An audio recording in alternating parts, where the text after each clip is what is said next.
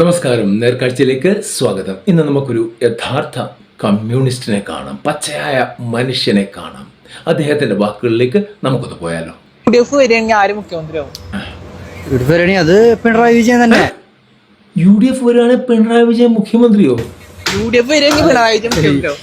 UDF വരികയാണെങ്കിൽ അതെനിക്കറിയില്ല, കാരണം ഞാനൊരു CPM ആണ്. റൈറ്റ്. CPM ആണ്.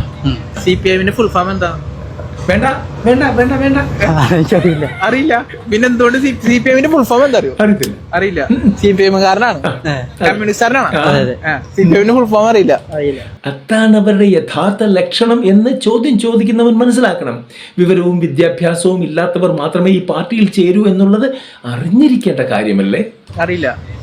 പിണറായി എത്ര വർഷമായി ഭരിച്ചോണ്ടിരിക്കുന്നു? പിണറായി 4 വർഷമായി. 4 വർഷമായി.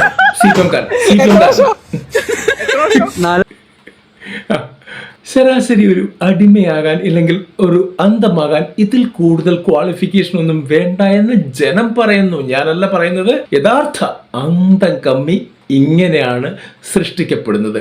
അവന് വിവരം വേണ്ട, ബോധം വേണ്ട, ഒന്നും വേണ്ട. കൊടി പിടിക്കുക, ഇംഗ്ലാസ് എന്താവാ വിളിക്കുക, അത്രേ ഉള്ളൂ. അത്രേ ഉള്ളൂ അവൻ്റെ പരിപാടി.